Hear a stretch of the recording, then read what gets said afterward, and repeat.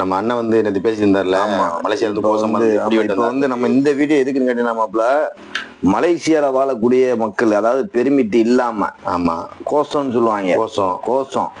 அப்புறம் வந்து ஒரு கடை பெருமிட் வச்சுட்டு இன்னொரு கடை வேலை செய்யறது, ஆமா அது ஒண்ணு. அப்புறம் அந்த தோட்ட பெருமிட், ஆமா அது ஒண்ணு. அப்ப கன்ஸ்ட்ரக்ஷன் பெருமிட்னு ஒண்ணு இருக்குது. ஆமா ஆமா, இதெல்லாம் நீங்க எந்த பெருமிட்ல வேணாலும் இருந்துக்குறீங்க, ஆனா பெருமிட்ல இருங்க. அந்த பெருமிட்டோட முதலாளி யாரோ அந்த முதலாளிட்டு தான் இருக்கணும் நீங்க. ஆமா, ஒரு கடையில பெருமிட்டை போட்டுக்கிட்டு இன்னொரு கடையில வேலை செய்யறது தவறு, குற்றம் தான். ஆமா, அதை சாலா கிரிஜாண்டு அங்க சொல்லுவாங்க. எப்படி சொல்லுவாங்க? ஆமா, கோசம் மெயினா கோசமா இருக்கிறவங்களுக்கு வந்து பாருமாப்பல பஸ் டிரான்ஸ்போர்ட், ரைடா தான் ஓடிட்டு இருக்கு. எல்லா இடத்துலயும் ஆளுகளை பிடிக்கிறாங்க. அதனால அந்த மாதிரி இருக்கையில கவனங்கள் தேவை உண்மையிலேயே. ஆனா பெஸ்ட் என்னன்னு கேட்டீங்கன்னா, நீங்க வந்து கோசமா ஒரு காலத்திலேயே மலேசியால இருக்காதீங்க. ஆமா, அதாவது போறப்ப தெரிஞ்சு ஒரு மாசம் எந்த முதல்ல நீங்க போறீங்களோ அந்த முதல்ல வேலையை செய்யுங்க. முன்ன பின்ன பிரச்சனை தெரிஞ்சாக்க அந்த முதல்ல நேரடியா நீங்களே பேசிய,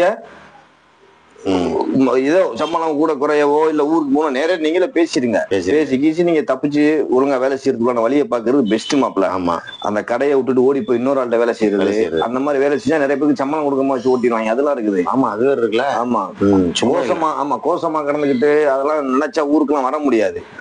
அதையும் தாண்டி மாப்பிள்ள, நான் சொல்ற இடங்கள்ல செம்ம ரைடு நடக்குது மாப்பிள்ள. இப்ப புடிச்சிட்டா, இப்ப நம்ம அவர்கிட்ட நம்ம கேட்டோம்ல, ஆமா அவர் சொன்னார்ல, புடிச்சதோட நல்லா பாத்துக்க பிரஷா வந்திருக்கா இருந்தாலும். ஆமா, விலங்கு வந்து எப்பவும் போட்டுட்டு இருந்தாங்க. விலங்க போட்டுக்கிட்டு 30 நாள்ல இருந்து அதிகபட்சம் மாப்பிள்ள 90 நாள் வரைக்கும் உள்ள அடக்கணும்.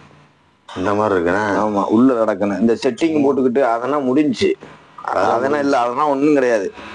இப்போ எல்லாம் மற்ற மாதிரி. ஆமா, தேவையில்லாம. அதனால என்ன செய்யணும், போலீஸ் பிடிச்சா லாக்அப்ல வச்சு, போலீஸ் பிடிச்சா மாப்பிள்ள, போலீஸ் பிடிச்சா லாக்அப் போட்டு கோர்ட்டுக்கு அப்புறம் கேம்ப் போறோம். இமிகிரேஷன் முடிச்சா நேர கேம்ப் தான். கோர்ட்டுக்கு அப்புறம் கேம்ப் போற மாதிரி. அதனால நம்ம என்ன சொல்றோம் மாப்பிள்ள, எதுவா இருந்தாலும் சரி, இன்னொன்னு வந்து பிடிச்சி 6 மாசம் இது 3 மாசம் உள்ள வச்சு இல்ல 2 மாசம் உள்ள வச்சு அனுப்பையில மொட்டை அடிச்சுட்டு வரணும் ஊருக்கு. ஆமா, அதுக்குதான் கூச்சப்பட்டு சில பேர் எல்லாம் வெளியில வராம வீட்டுல கிடப்பாப்புல பாத்தீங்கன்னா மொட்டையை போட்டு வரணும். அதனால நம்ம என்ன சொல்லலாம் மாப்பிள்ள, பொழைக்கிறதுக்கு எவ்வளவு வழி இருக்குது.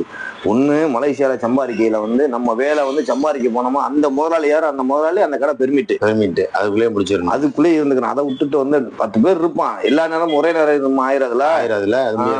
இப்ப பல இடங்களுக்கு போன, ஒரு ஹாஸ்பிட்டல் போகணும், பெர்மிட் கார்டு இருக்காது, பாஸ்போர்ட் மட்டும் வச்சுக்கிட்டு முடியாது. அதனால அந்த லாக்அப்ல போய் மாட்டிக்கிட்டு அதையும் வந்து பாரு முடி விட்டது வந்து பஸ்ல முடி விட்டுருக்காப்ல, பஸ்ல முடி விட்டாப்ல.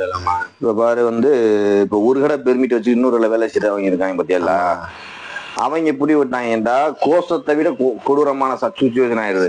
குறைஞ்சது ஃபைன் எப்படின்னா, அந்த புடிப்பட்ட அந்த ஆளுக்கு வந்து குறைஞ்சது 10,000 இருந்து 16 வெள்ளி வரைக்கும் ஃபைன். 10 to 13 வெள்ளி ஃபைன். அந்த அவனுடைய முதலாளிக்கு வந்து 20,000 வெள்ளி வரைக்கும் ஃபைன். அது சரி, பெரிய அமௌண்ட்ல. அப்ப 2 சைடும் ஃபைன் விழுவுது. ஆமா, அதுவும் பாரு, அந்த முதலாளி அவரை போய் எடுக்கணும். அவனை எடுத்தாச்சான், எடுக்கலைன்னா அவனு உள்ள கிடக்கும். கோசத்துக்கு வந்து எப்படின்னா 3000 இருந்து 5000 வெள்ளி வரைக்கும் ஃபைன் விழுவுது. போற மாதிரி வெளியே. ஆமா, அது வந்து நேரம் ஊருக்கு போயிடலாம். அந்த உள்ள இருந்துட்டு.